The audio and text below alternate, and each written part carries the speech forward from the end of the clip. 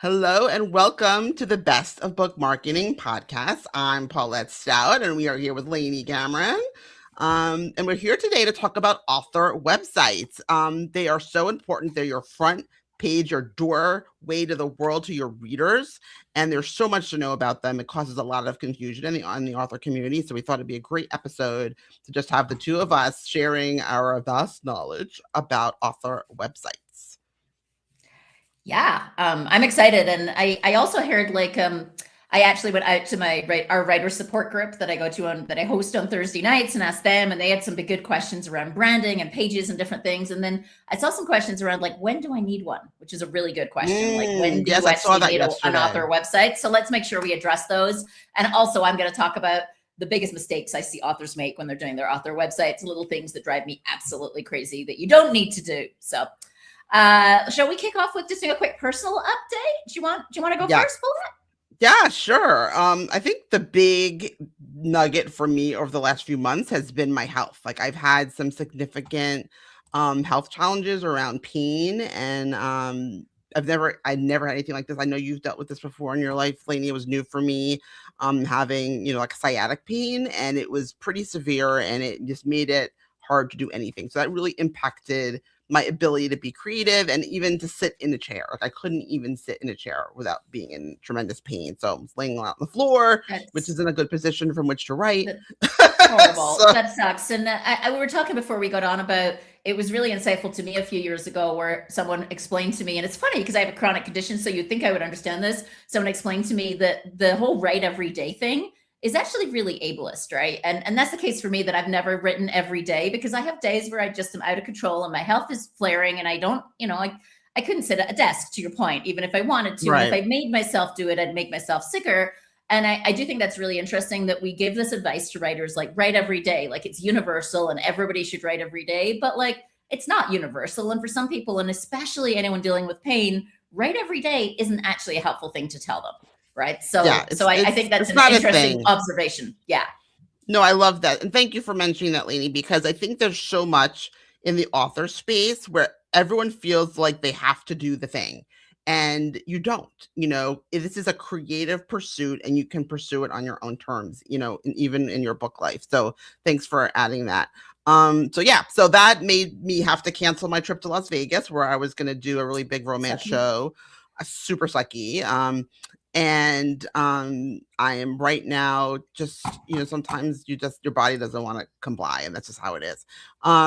So I also, in the deep agony of outlining, I tried pantsing, failed miserably. And now I'm like, I rewrote the same part 3 times and I'm like, you know what? I need an outline. I've always written with an outline. So I'm going back and trying to do that. And I'm finding it. I was realizing in the shower this morning, this is the first time that I'm doing a completely new book in a completely new universe in like 20 years. So I'm trying to be kind to myself a little bit with some of these struggles I'm having, and hopefully I'll get through it this weekend.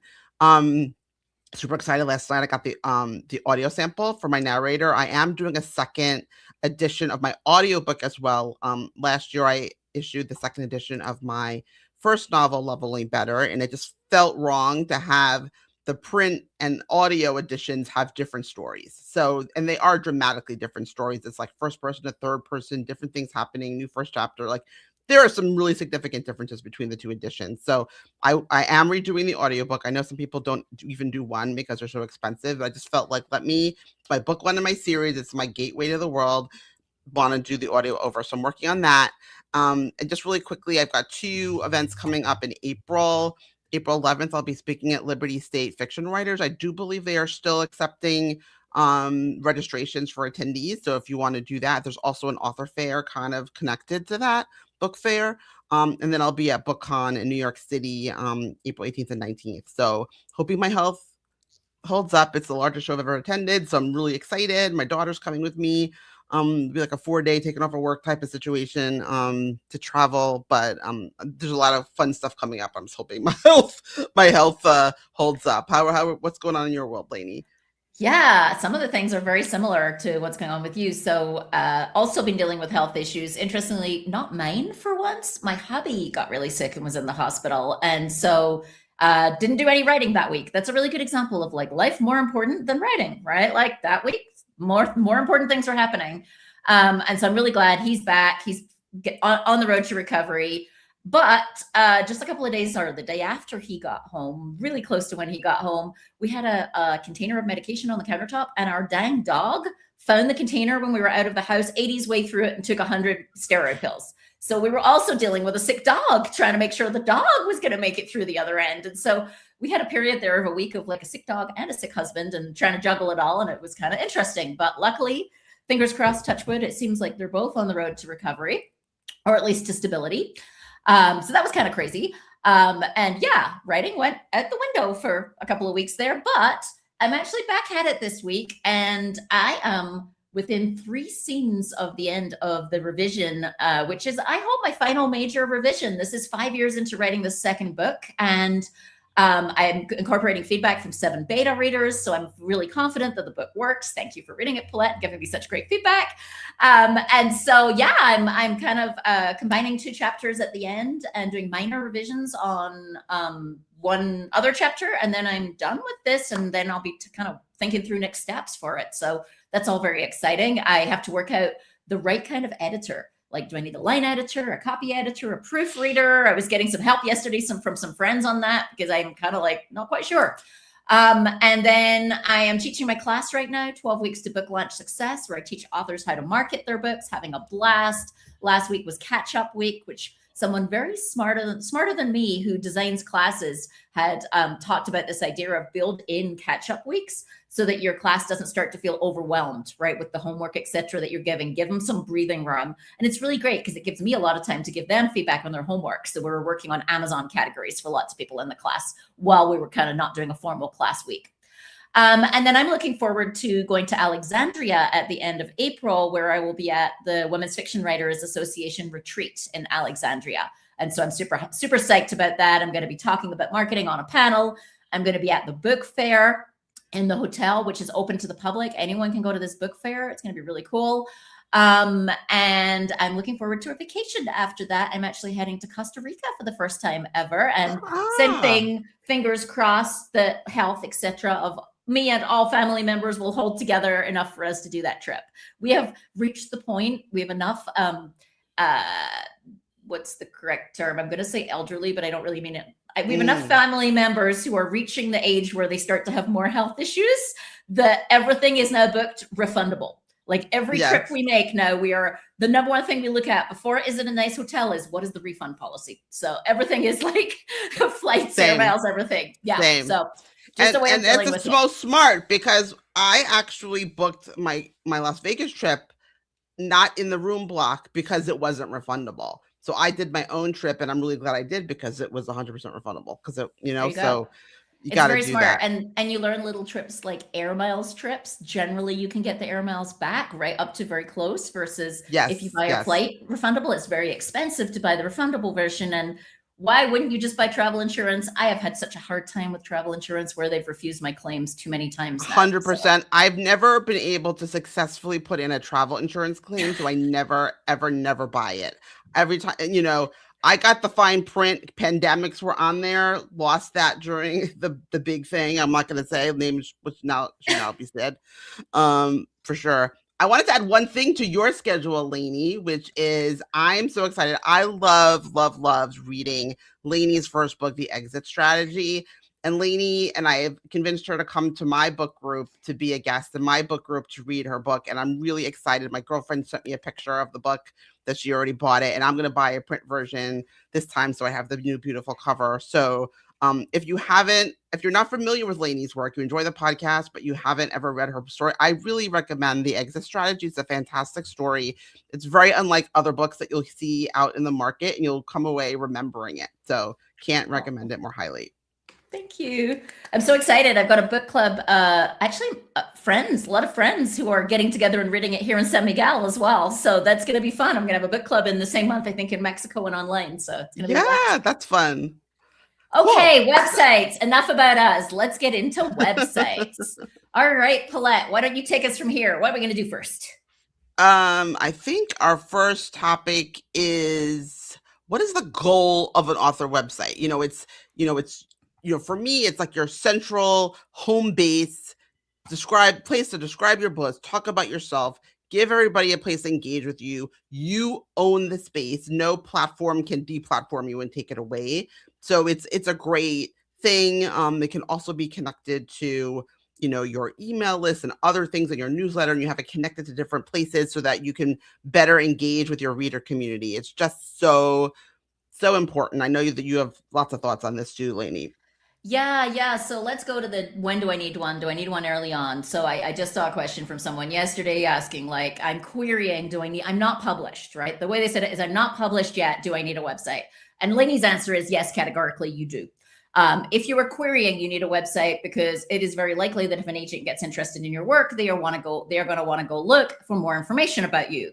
And if you don't have a website, they're going to go off of whatever they can find, which is probably a bunch of random Facebook posts that someone accidentally made public. And so, like, you want the website because it is your single source of truth. It is your brand. It is how you want to be seen by the world. Now, once you're published, this becomes even more of an issue because people can write whatever they like about you, right? You don't want, when someone searches for you, that the first thing that comes up is a random review from someone who should never have read your book to start with. And that's the impression they make of you. So not only should you have a website, but it should be the top first or the second result that comes up. This is all about SEO. We'll talk more about that later. But when someone searches your name, Lainey Cameron author, your website better be either the first or the second position thing that comes up. I'm giving you second because if you have a really big publisher, maybe they've got a really big web presence and it's not going to be possible to come up before that. But or maybe you were in Reese's book club. Okay, Reese Witherspoon's allowed to come up before you on the list. But beyond that, you really better be there in the top results. It's a good problem to have. Yeah, right. But I actually think you ought to have a website really early. Like it can be a super cheap. We're going to talk about different options later, like Carrd, CARRD, where it can just be free. But as long as it doesn't have advertising, it can be a free website. But it should be your take on who you are and what you want to tell the world about who you are and what you do. And I believe the reason you need that is you need it as your single source of truth, because otherwise you're relying on other people. And yeah, you might have let's say an Instagram presence, but you don't own that, right? And you could have that taken down at any second in time. It's happened to many author friends of mine. You don't own whatever the algorithm shows you. Historically, it's getting better, but historically, Instagram hasn't come up well in search results. So a social media presence may or may not even show up when someone uses a search engine to find you. And I agree also with what Paulette said, which is it's a great way to build your newsletter, right? That's one of the key things you're going to be doing on your website is building your newsletter list. And it can be ultimately a good way to sell your books direct. That's a whole different topic, but those are all good reasons. But for me, the number one reason to have a website doesn't have to be big, expensive, or fancy, but it should be what you want to tell the world about who you are right now. Yeah, it's so incredibly important. And we'll go through all kinds of ways to do it really simply and to do it more with more robust things. But this is your space to talk about yourself and to define who you are and how you want to show up to the world outside of how other people or algorithms are defining you, reviewers, whatever. And if you're just starting out and there isn't a lot of media out there about you, this is going to be really the only place you get to talk about yourself on your terms. So super, super important for that. So ads, let's just go there because I mentioned it a second ago. Ads. Paulette, is it worth doing a free website if it has to have ads on it? No. That's going to be a hell no from both of us. No. Your website is what you want to portray to the world. Part of what it shows, for example, an agent, if you're querying, is that you are a professional. If your website has free ads for you don't even know what, because you don't control what those ads are, you are not a professional. You do not look like a professional. You look like somebody who doesn't know what they're doing. So yeah, no. And I think for sure, and we'll talk about SEO a little bit later too. I don't know what the algorithmic consequences are for embedding ads on your website. It could very well damage your authority and legitimacy rankings with Google and other search engines because they're picking up the bot, action, of serving the ads, and it could very well, damage your authority. So we'll get into that a little bit later, but there really is no reason to do it. And you didn't deliberately do it. Okay. So the reason that authors end up with ads on their website is they sign up for a free website, maybe a WordPress free website, and it just comes with ads that are part of the template that WordPress serves up. You didn't even mean to do it, But if your website has ads on the side of the page, it's time to change. No, no, no. Can you What even about go into your interface and delete the ad widget? not I if wonder you're if on a you free site where it's not part going of to free stuff. yeah, Okay, where okay. it's some There, free sites, it's part of why they offer it for free is they get to serve up ads on your I site. see. Yeah, Yeah. please, no. No, no, Please no, no, no. no. Just that's a hell no. So domain names. Do I need my domain name? When should I get my domain name? I'm all about domains. They're so cheap to buy for the most part. I often buy domain names really early. And when I was just starting out, I thought, of course, my domain name should be the name of the book. So you need one of the early mistakes people make with websites is that they buy a domain name that's for a book. And what do you do with the next book? You're gonna have different websites for different books. And if people are searching for you, but they don't know the name of your book, you're not going to show up. So please do not buy domain names for your work. Your work will grow over time, hopefully, and that's just not a way to help people find you. The whole purpose of a website is to be found. So making like weird names, cutesy, author 123, whatever, like just is if you're able to just use your name, like my website is paulettestout.com. Like just go try to buy your own name as soon as you think you're going to need a website. I would just buy the domain. You don't even have to put the website up right away, but at least you just secure the website, the web domain, to make sure no one snatches it up from you. It's going to cost you like $20 or something, right? It's Sometimes so it's less cheap. than that. It's so cheap to get a domain name. So as soon as you decide you're going to write, like even if you're writing essays and you're not thinking you want to be an author or you don't want to call yourself that yet, go buy the domain name. You're going to pay 10 or 20 bucks a year to hang on to it until you're ready to have a website. And if you can't get your name, to Paulette's point, if you're, my good friend Maggie Smith, right? Maggie Smith is also another author, very famous author. And so I think she went with Maggie Smith Writes. And so, yes, exactly. If you author, can't get your domain name, author books, writes. Yeah. Books is another good one.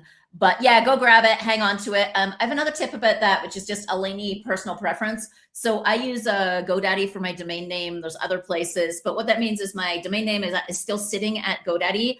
And I tell GoDaddy, it's a tiny bit technical, so you might need a little bit of help with this piece, but I tell GoDaddy where the email service is and where the website is. The website's over at Squarespace. The email service right now is MailerLite, but my core domain is still sitting at GoDaddy. What that means is one day I want to change email services, or website services, I just redirect it from GoDaddy. I say, okay, I'm not at Squarespace anymore. Now it's over here. And it moves over, and when you go to my website, instead of bringing up the site that happens to be hosted by Squarespace, it'll bring the site that happens to be posted somewhere else. I prefer it personally that way because I like to feel like I have control, not the vendors. I don't personally like the idea when you get a website with Squarespace, you buy your domain through Squarespace. And now if you want to go to another website vendor, you got to get your domain away from that vendor. It's normally possible. Some vendors are nasty, and like Squarespace is not one of those, but some vendors are nasty and it's a pain in the ass to get your domain name back if you got it through your website host. So just something to consider. I personally prefer to keep my domain name separate and control where it points to, where the different things, the website, the email, etc., are located. Yeah. So, and it's an excellent point. I recommend that as well as a best practice. I've had websites for so long, I just did it through my domain host, but I did just switch from one host to another, and they have the domain name. So I had to switch the domain over to a new person, so that switched over when I moved from what was Site Builder, now Network Solutions, because they were acquired, over to, I think I have Wix now. I had to switch the domain name. So it's a little more complicated. If you have it separate, it's easier. It's not, if you have it with a web host, that's fine, but you just need to go through those steps to move everything when you need to. And it's a little more complicated, and some people let you do it more easily than others. Yeah. So that's just a personal preference thing. Let's talk pages. What pages should we have on our website, Paulette? I feel like there's some, and this is just so you know, there are some templates for websites that are single pages that scroll. That's an easy way to construct them. I don't know if the SEO is as effective as having different pages. I'd have to kind of research that a little bit for you. From an SEO perspective, I think it's good to have separate pages, or really easy to build, but either way works. Pause. Let's pause for a second. SEO, search engine optimization. Let's talk about what it is, because we keep using the term and probably some people sorry. What are they talking about? No, but it's so essential. It's so important. So we should give it a little time. So SEO means search engine optimization. It's the ability for a search engine, let's say Google, to pull up your page and display your information. It's the idea that when you do a search, what comes up in what order in the search engine. We're going to get more into SEO in the second half, but just as we use the term, I want to make sure people know what we're talking about. Right. And the whole point, like you said, a point of a website is to be found. And there are these little tricks and rules that are, you're supposed to follow to help Google find you. And so when we're talking about things that optimize, that word optimize SEO, that means it enhances it, makes it better. So it makes your a website easier to find. It helps you rank higher in the search results because typically people don't look beyond the first page, which is 10 items usually with ads kind of stuffed in. And these days, people aren't really much going above the first one or two because there's all these little summary LLMs at the top of the page. So search is really changing. But the things we're talking about today are to try to help your website be found. So for me, homepage for sure, that's a given. You have to have a homepage. That's the front page. It's the front door of your website. And about you. This is where you get to define yourself. You get to talk about your author journey, what you've done, what you've accomplished in and outside of your author career, focusing on what you think is helpful for you in your author life. And do you want to say something about that before I go on? Yeah. I just read a really interesting thing on the About page that I had not heard before, but as I thought about it, it made sense, which is to write your About page in first person. I, not she.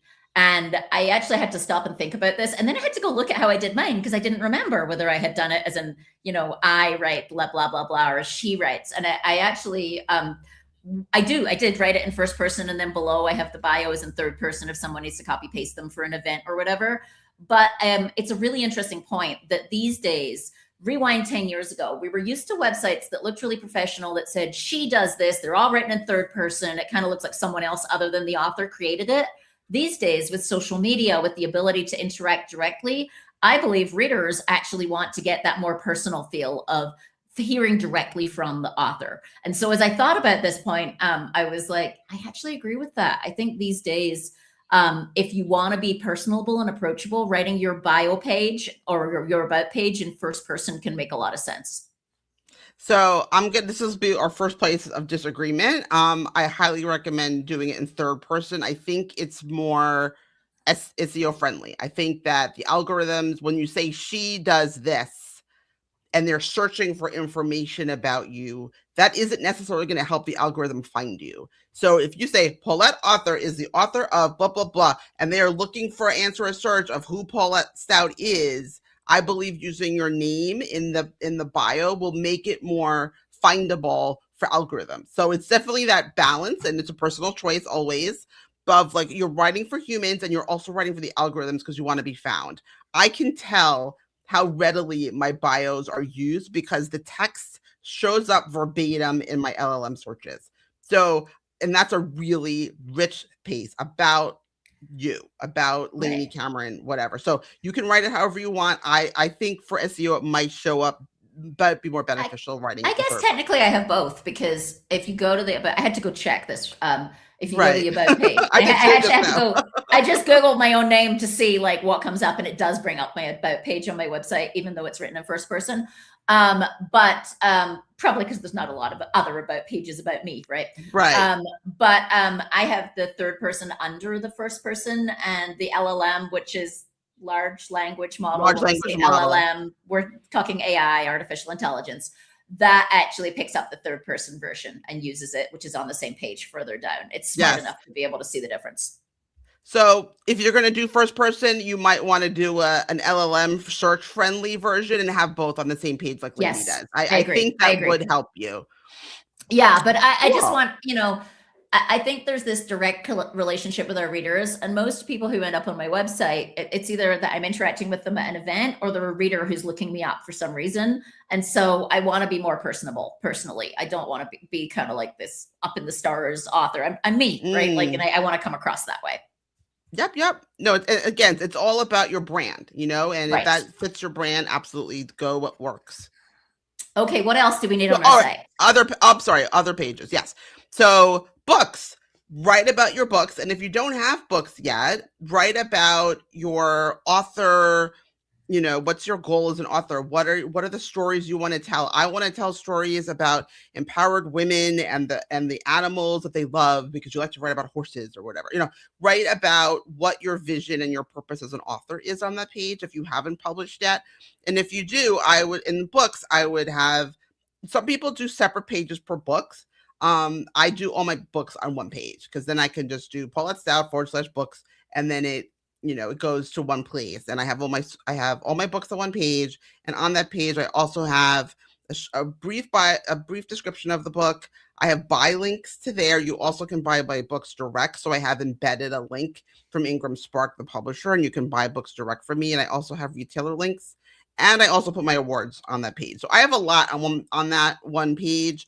Maybe it's overloaded. Maybe I should pull the awards and put awards on a separate page, but I have a lot of pages on my website already. So that was a choice that I personally made to kind of put it all together. How do you handle that stuff, Lainey, on the books page? You just had me thinking that I'm obviously an optimist, because I'm pretty sure my books page is called Books S, but it only has one book on it. And so I was obviously thinking ahead that it would become the page with all my books. You knew you'd have more. You knew you'd have more. So I agree. I personally like when I go to an author's site and I get an overview of their work. So I may not know that they also write sci-fi, and I'm checking out this woman's fiction book, or that they have written an entire series of romance, and that's not how I found them. I found them on a piece of nonfiction. So I personally like to get an overview of the world of that author or writer's work. And yeah, you don't have to have books, just have a page about your writing. That's absolutely fine. Or what you aspire to write one day, whatever, right. Talk about what you're passionate about. So yeah, completely agree. And all of my exit strategy stuff points towards the books page, but one day those links will point towards the page that has all of my books on it. So I think that's fine.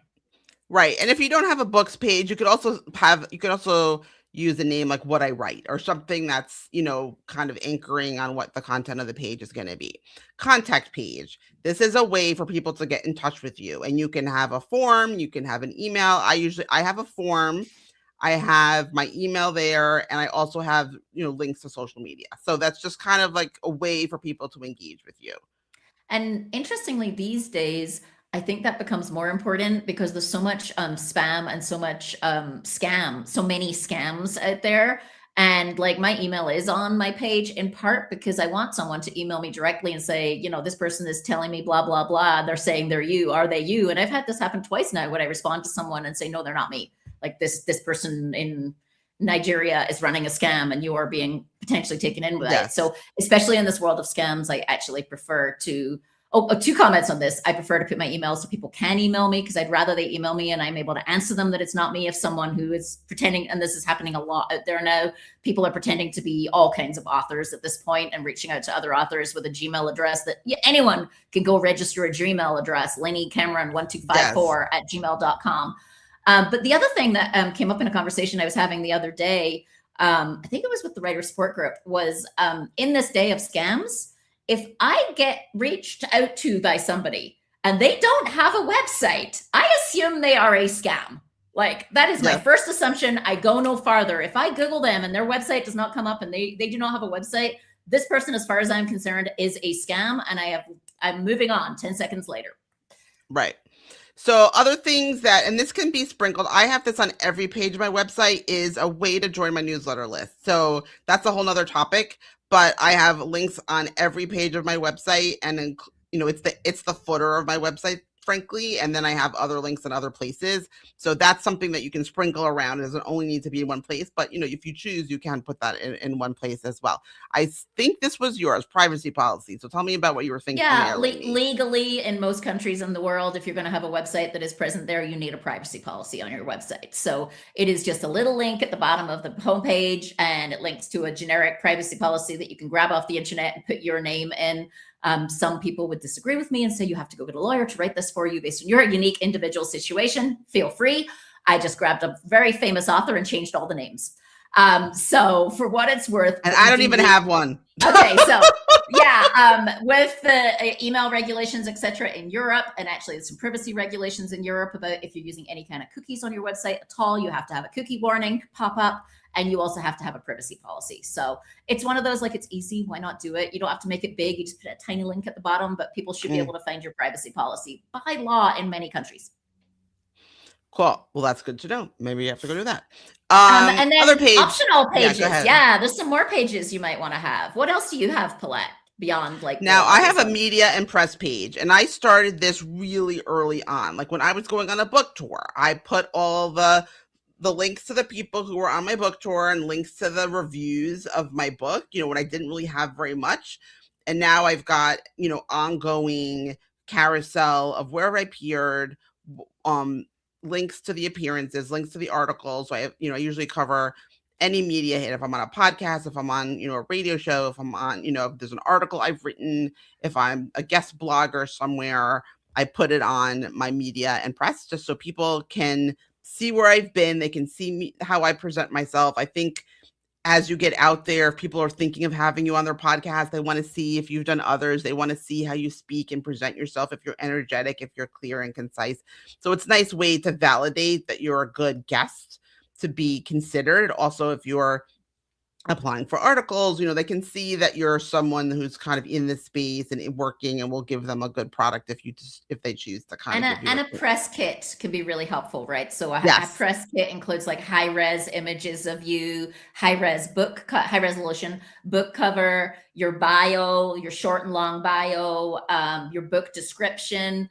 Again, it's because you want to be the one source of truth. If someone is doing an interview or writing about me, I would rather they go grab it off my press kit than Google bio Lainey Cameron and grab whatever random one from 3 years ago that's been updated, right? So just make it so easy for the press that there's a press kit right there. They can grab everything they need off your website. They don't need to go get it off someone else's.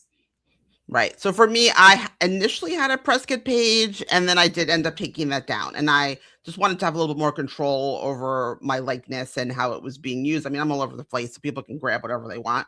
But again, any page on a website we're talking about is a choice in whether that works for you. So Right. other thing. Okay, so other author businesses, if you're doing things for outside of your writing space, if you're a coach, if you offer services, you can have a page that talks about the services you order. I know we both have that on our website.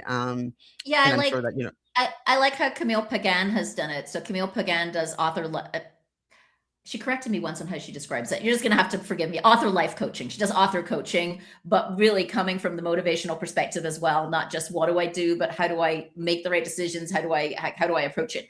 And I'm describing it terribly. Sorry, Camille. But I like what Camille has done, which is on her website, there is a section that is called either coaching or work with me on her author website. But then when you click on that, she's got a whole separate website for her coaching business. And so that goes way more into detail than any of her, millions of readers would want to know. But so many people intersect her as an author, and that's how they realize she's also a coach for authors. And so you don't want to make them so separate that they're two separate websites, and you don't even have a tab on your core website as an author about your other business. Right. Yeah. So I have a second website just for my own business. I don't really use it a ton right now, but I've done a lot of marketing consulting in the past. So I do have a tab going from my business website to my author website. I don't have it going the other way, but that's intentional for me. So cool. Other pages, shopping page. So yes, if you can sell direct off of your website, lots of different ways. You can have a Shopify store. You can, bootstrap it like I'm doing, just putting a buy link that goes to somewhere that's selling your books that you get, you get a commission on or so for royalty on. So, and I don't have that right now. Part of it is, do you have enough traffic to your website to make it worth it, right? And are you going to be able to drive enough readers to your website to make it worth it? This is one of those areas where I see authors get into it too early. They're so focused on setting up Shopify and everything. And it's focus on building your author brand and getting your sales in other platforms first is my advice. It just is a little bit of work, but the right moment. I'm probably getting there with having 2 books where it's probably the right moment for me to have direct sales as well. Till now, it hasn't seemed worth it for me. Right. And it's and then there's really easy ways. So for me, if you distribute through Ingram Spark, you can get embed codes, and it basically just takes the person right to Ingram Spark to buy the book. The book is processed and shipped and fulfilled through Ingram Spark. That costs me nothing. So I threw the page up. If I sell a book, then I'm happy. If not, then I haven't lost anything. So, nice. But yes, setting up a Shopify store is an advanced author strategy for people with audiences that are seeking them out. If you don't have that, it's a little bit maybe be too early in your career to bother with that, Right. because there is an expense with that. You have to pay Right. for Shopify, and there's other things, there's taxes, it gets a little complicated. So I know they handle a lot of the taxes, but you still have to like have an accountant do your taxes and use the information from Shopify. So it's a whole nother level of things. I think they handle VATs and things like that. But once you start getting into the e-commerce area, it's a lot more complex. So you might want to hold off on that until you feel like you're really ready for it. And then last one I see here that we Yes. had noted is kind of reader materials. Like I have a whole section on my site called For Readers, and that's where I have like behind the book club materials and good book club questions, this kind of thing. So that's another thing that is frequent. Don't have to do it, but I find that has actually been an interesting part of my site that I have really enjoyed having. Yes, and I link that page in the back of all of my books. It's the free reads. I call it the free reads page. And I have sample chapters. I have short story, what we call reader magnets, short things that are related to your books that you give away for free. I have in the past done audiobook chapter samples. When BookFunnel had that for free, they've now made that a paid service, and I haven't signed up for that because I don't know that it's worth the money for me right now, but it might be for you. But yeah, anything you want to give away for free helps readers sample your work without paying. It's like getting a free goodie in the supermarket before you buy a food. So, part of the whole marketing angle is that you will need to give away things for free to get your readers engaged, because there's a risk reward situation, and it gives them a low risk way to enter your work. And also, it can be a way to get the email address so that you get people who have read your work onto your newsletter. So a reader magnet can also be at the end of your book. It can be something that you promise that they didn't get in the book, that they get as, it might be, something from the next book. It might be, I just had one that I'm very excited about from yesterday. So my beta readers all gave me feedback that I ended the book a chapter too late. Basically, I should have ended it after the second to last chapter, and the last one was not needed. And so I realized that's going to be a brilliant reader magnet at the end of the book to say, want to hear what happens to this character 1 year later? Go get it here. And it'll be a purely happy chapter about the stuff you don't get to hear that happened like a year onward after the book ended. It doesn't need to be in the book. It doesn't belong there. But people who just read the book are probably going to be very interested to know what happened a year later. So that's going to be a really good magnet for me at the end of the book. Exactly. And we just got a question from Beth in the comment. Do you use BookFunnel for the free content on your website? The answer to that is yes, I do use BookFunnel. Because when you have things, people need a way to download it, to read it, to enjoy it. I do use BookFunnel to deliver those free things. And they're the same place that I use when I run ads, like I've run Facebook ads to my free reader magnet.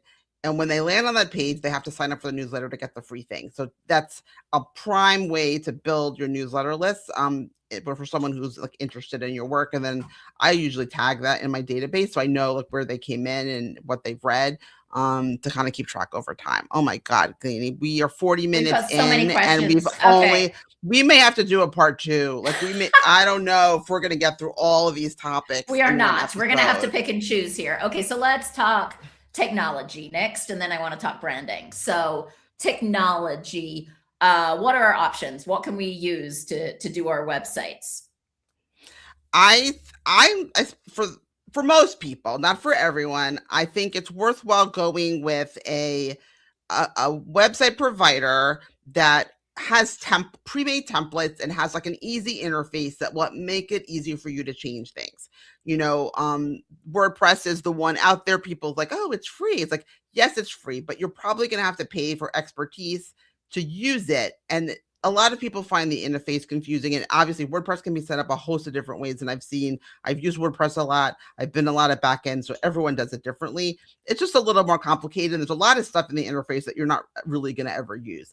So if that's the case for you, using like Squarespace or Wix or, a bunch, Substack, you can talk more about Substack. I'm not as up on what you're actually buying when you get a Substack like website.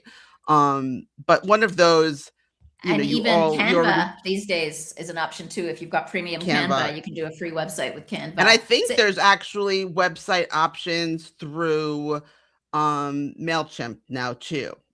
So there might be platforms you use for other things that you can do like a simple landing page type website with, so that you can save on some costs there. And then Jane Friedman had recommended a while back, hopefully she still does, for a one-page free website to start out, or low cost, cards, CARRD.co. That's just one of those one-pagers. But if you want something simple and for easy, right, you're not out yet, you're not yet published, you don't need to have all these extra reader extras, etc. The one thing I'll say on technology is, I know people don't like them, but pop-ups for your newsletter work. You want to have a pop-up for your newsletter, in my humble opinion. I know a lot of people don't like them, but the difference in results and getting people on your newsletter with a pop-up versus not is like 100+ to 1 in terms of how many people will sign up for your newsletter. And it's not because they wouldn't if they were asked, but how many people are actually going to go, oh, look, there's a newsletter tab over here. Let me go click on that and see what it says. Like, nobody is. So you just pop it up and say, hey, would you like to be on my newsletter? And they can click it away if they don't want it. Don't make it the one that takes the whole screen, because especially on mobile, those basically stall out the website and you can't get off it. I've had that happen to me twice in the last few days, where I was trying to look at someone's website and a pop-up popped up and I cannot get through on the phone. It's like I'm stuck forever on that pop-up. So yes, I believe in pop-ups. Sorry, I think so. Oh, little high horse here. If you hire someone, we've been through this before. If you hire someone, you need to keep hold of the keys to your kingdom. So what do I mean by that? Let's say you hire someone and they set up a WordPress site and they set it up with their email address, okay? And they do that because every time they need to do a password reset, they want the email to go to them because they're managing your website. Well, one day that person decides they're running away to Aruba and they're never going to do websites again, and they ditch all their clients in the process, or God forbid, something happens to their health and they die, okay? And they did not have a plan, right? Like, oh, what if something happens to me tomorrow morning? What will happen to all my customers who are on my email address? What will happen to all your customers is they will no longer have access to their websites or their domain names or their email or their social media or whatever you are managing for them. So please, please, please, please, please, whether it's a website, whether it's a domain name, whether it's social media, the email for the password reset is yours, not your vendor's. Always, 100% of the time. And I have seen so many authors get caught out with this. It's ridiculous. Yes. And I think that, especially in today's day and age, building a website today is not the same as building a website 20 years ago. So you do not need to know code. You do not need to be a web developer to build a website. You could do it in an hour. I highly recommend, I know it's a scary prospect, but if you can open a Zoom meeting and navigate a few of the boxes, you can build a website. So I highly recommend you build it yourself. You maintain control and ownership. You can update it whenever you want. I am constantly updating. I have a new press thing. I have a new event going on. I want to I'm doing a book show. I just did a thing with Lynn Gladner and I put a little banner on my home, sign up for the thing. Having ownership and keeping it a lively, thriving space that gets updated regularly is going to be an asset for your author career. And having that ownership means that, you might want to consider building it yourself. Yeah. And even if you don't build it yourself, make sure you have an easy way to make changes fast. Like you want to put a new event on, or you want to change something that is in your bio that you don't want in your bio, or just little things. Make sure you can do that fast. Don't make it so that you have to pay someone else or have to reach them every single time you want to change a single comma on your website. It's just going to drive you crazy. It's not functional. Even if you hire someone to do it, right? You need a way to make tiny changes yourself. Yes. Okay, so I would love for us to talk about brand, because this is a top question that I get about, like, how does my brand fit with my website and color and palette and all of these things. So can we talk about that for a little bit? And then maybe we can get into kind of, I'd suggest the last two things we don't want to miss are mistakes we see people make, and maybe some of these LLM SEO things that we promised to talk about a little bit more. Yes, exactly. So yeah, for me, branding is key. Like, I work in branding, it's my jam. And I think that what people don't understand is, just like a book cover communicates something to the world, your author brand communicates something, whether you use a curly font or if you use a big bold block letters, if you do soft colors and soft focus photography or jarring photography with light neon colors, like that is all communicating something about you to the world. It's telling them, it's giving them a little bit of a glimpse of who you are as an author and the kind of stories you write. So, if you're Harlan Coben and you have like daisies all over it in like a big field, he writes thrillers and horror. Like, that's not giving the right vibe. It's just the same thing. So I think it's critically important for you to decide a little bit who you are. And it doesn't mean it has to be for forever. I thought I was writing women's fiction, and I did like women's fiction colors or women's fiction things. And then I'm like, you know what? My books are really romance. I rebranded my website. So now I do pink, white, and black, and those were my colors. So doesn't mean that you have to keep them for forever, but you kind of should put a stake in the ground to give like a little bit of a visual representation of who you are as an author. Yeah. And the thing I teach my class is consistency really matters. So consistency, you're going to pick some colors for your brand, and those colors are going to be based on your emotional promise, right? So if you're promising calm, you've got some blues and some ocean colors. If you're promising trust, you've got some teal and some different colors of blue. If you're promising emotional journey, you've probably got some purple in there, like women's fiction. If you're writing romance, there might be some pink in there. So like emotions have colors. Just Google emotion colors and you'll find a lot of great materials about that. So your brand, the way I see it, is a promise of an emotional experience. It is, what is that emotional experience you were promising the reader? And what you want to do is you want to have some colors that match that. And you want to have consistency in your colors and your fonts everywhere, whether it's your social media. You can't control 100% the fonts, but you want a consistent look as close to the same as possible. Your social media, your printed materials, your website, everywhere, because what that does for you is consistency reads quality. People don't even realize this, but when they see that Paulette has the same color here and there and on her banner at her booth and in her newsletter and on her website, when they see all of those things and they all have the same color and they all look really similar, they think, ooh, this is a quality author. They must have quality books too. It's subconscious, but it's really important. So consistency really matters. It's the same reason that if you look at a book cover and it has 4 different fonts and they're really jiving, you go, ooh, poor quality self-published book. That is your reaction in your head, right? And I am not saying self-published books are pure quality. I'm saying if you put 4 fonts that don't match each other on the same page, it creates this image instantly of, ooh, poor quality. And so that's why you want to be consistent, is what matters the most. Same fonts everywhere, same colors. And we say same colors, we mean the exact same colors. So if you choose a color, write down what the RGB, CMYK, whatever those things are, write it down so you know exactly the color you're using if you're using it someplace else. And also your fonts. I highly recommend choosing a serif font, which is one that has a little curly Q edges at the tips of the characters, and a sans serif, which is kind of more block letters and a clean look. So if you have a font that's a serif font and a sans serif font, if you can choose which ones do I want to use for headlines, what do I want to use for body copy, and being kind of consistent about those, that will just reflect really well on you, as Lainey said. And a little tip there. Almost all apps these days, people get caught up in this because they don't realize they can use their exact color and they try to find a close match in the ones that are being displayed to them on the screen. Almost all apps have that little color picker icon. And if you click that, then you can put in the code and it'll bring up your exact color that you use. So click on the little color picker icon. That's the case in Canva and lots of different apps. Yes. And always, like we're telling you, it's really important to use the exact same color, because if you start guessing and then you put all these things next to each other, it's really easy to see that they don't match. And that just kind of gives off a sloppy vibe. So we are, oh my God, Lainey, we had way too much information for this show. We have so much good stuff here. It's okay. So let's keep going. Let's do the sponsor segment in less than 15 seconds. Lainey, I offer... What do you do for authors? I do book marketing classes for authors where I help you with how to market your book and how to do branding and how to launch your book. And I'm running a class right now. It lasts 12 weeks and I will probably run it again in the fall. And I'm teaching at a bunch of conferences this year. So if you'd like for me to come talk to your group about how to build a platform, how to build a brand, how to market your books, always happy to. Moving on. Please, people. Sponsor second at 50 minutes in. Can we talk about biggest mistakes? SEO. Let's do SEO. Okay, SEO. SEO, and then So search engine optimization, we talked about it a little bit at the beginning. It's how how websites and large language models, ChatGPT, Perplexity, Claude, all those things find you.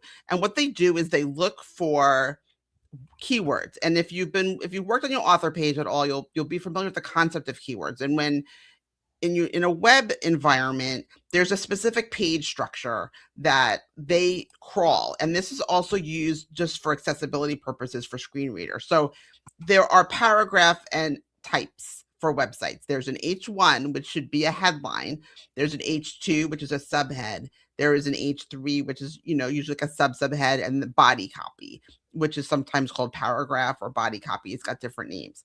So when you're building your website, you should use these labels to kind of help guide the LLMs, because it helps them understand what the page is about.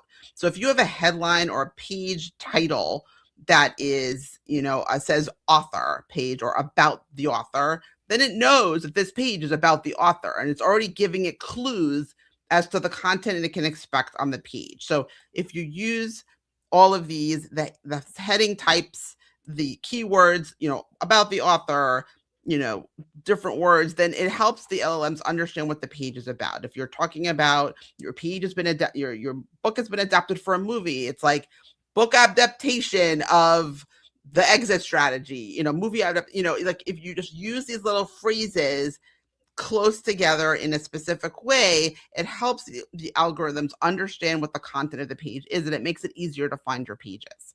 If you're writing blogs, it's very important to be aware of what you're titling the blogs and what words you use in the blogs, because you want to be using phrases that people might be searching for. And that's kind of just like an easy way to think about how to structure keywords on pages. It's what people might be searching for, because ultimately that's what the algorithm is trying to do. It's trying to help people find what they want. And one of the things I've noticed recently with LLMs, with AI, like a Claude or a ChatGPT, is they're not very, at least yet, not very source centric. What I mean by that is, if you want, when someone searches for Kristen Hanna novels, for your book to show up too, I have been surprised to see that if you write a blog post on your site where you say 5 novels like the such and such by Kristen Hanna, and you put your own book in that list of 5, the LLMs aren't very good at saying that the New York Times has more weight than Paulette's website. Like, they seem to give, from what I can see, they seem to give equal weight to some of these sources right now, which is mind-blowing, and I'm sure it'll get fixed over time. But you might want to think about doing some content like that, specifically so that your book is proposed in some of these LLMs. And it seems like your website is a perfectly good place to do that right now. Right. So when we think about making your website findable, there are times when you want to have web pages that aren't foundable. So for instance, I have a page on my website that only people who click from the back of my books go to.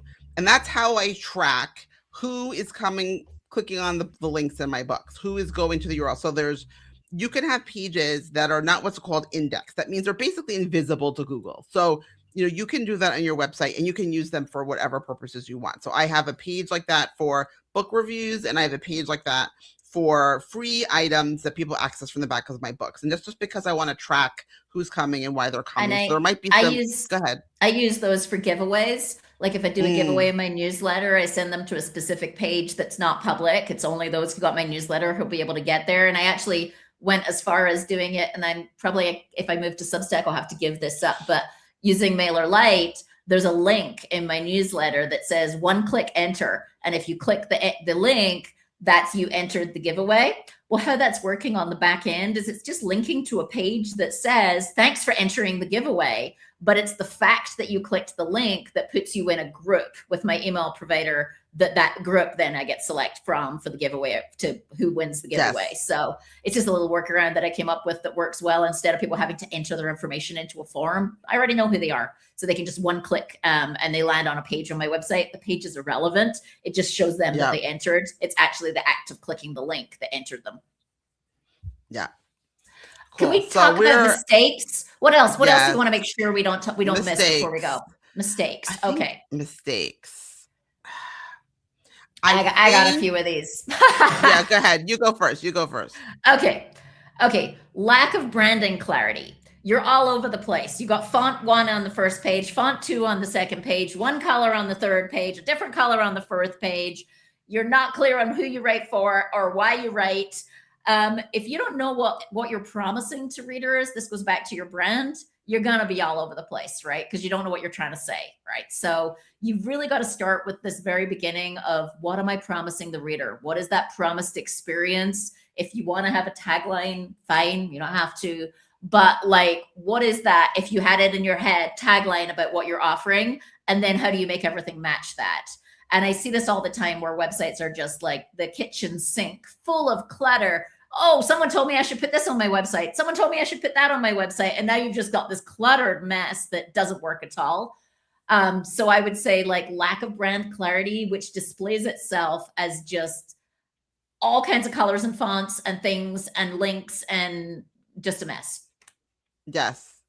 I'm looking at your big list here. I have got some, but there's one I do want to mention, which is not including metadata and SEO tags. So each page in my website provider, you have to click into a different area of the web, a different screen to actually add the metadata. And what that is that's basically the address and the information that the search engines need to find the page. If you don't put that in, your page is published, but it's, in all intents and purposes, it's kind of invisible because they don't know what your page is, or, it makes it harder to find them. So it's critically important that when you make pages, you click into the view that has, SEO, metadata, whatever your vendor calls it, and you add in a title for the page that says what the page is about. You add a meta description that describes on this page, blah, blah, blah, blah. We'll talk about the blogs, whatever it is, that you add all of those things, and it just makes it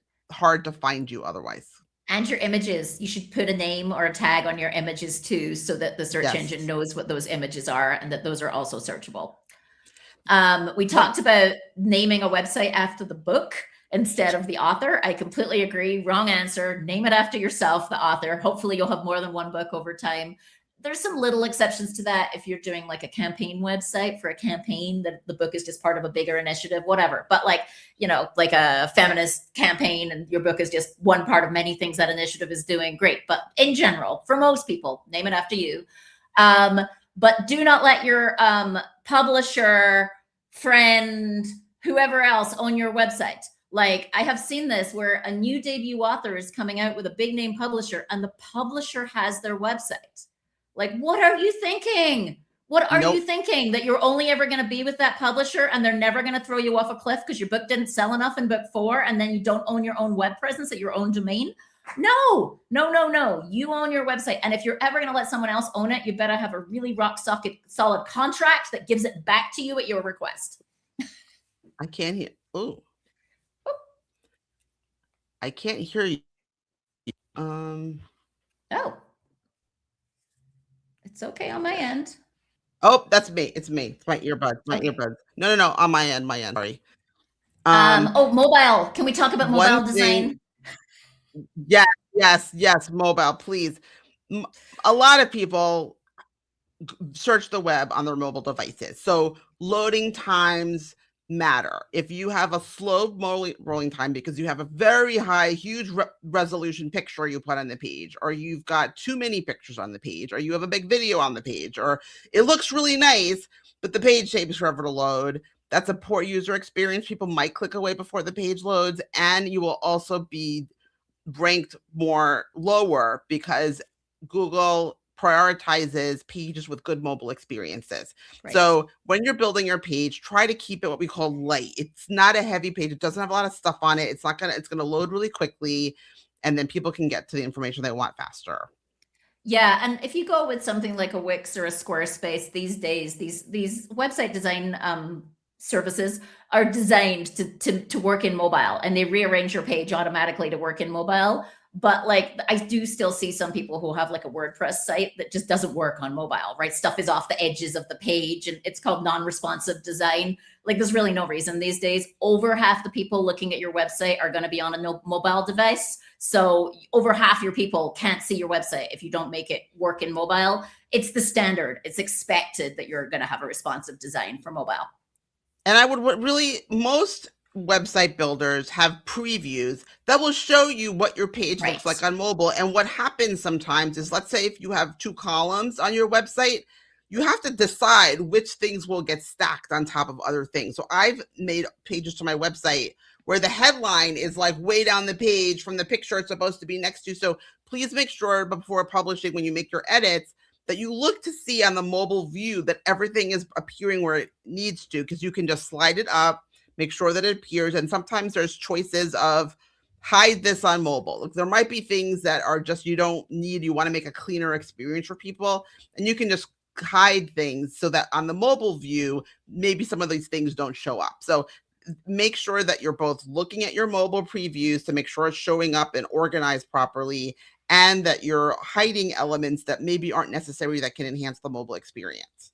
Yeah, I know like on Substack, which I use, like it's on the top of the page is a little clicky where you can see the mobile versus the desktop version. And yeah, exactly what you say. Sometimes I'm like, whoa, what happened? All the things are in the wrong order. Yeah. So and that's a thing. So make sure that you take a peek at that. God, good list here you've got. Clutter branding. Oh, not having a call to action. Yes. Make sure that you have a way for people to connect with you. We talked about that earlier. Signing up your newsletter. Pop-ups are awesome.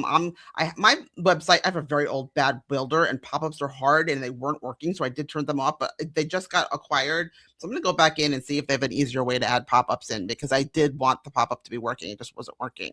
Pros on not being personable, letting it go stale. Like, I'm updating it all the time. So I highly recommend that you look at it at least quarterly and just make sure that everything is still in line with where your author life is. If there's things you can add, pages you can add, events, happenings, new thoughts, new blogs, just keeping it fresh, I think will also help keep your page more relevant when people are searching. If hasn't been updated in a long time, I'm sure Google notices.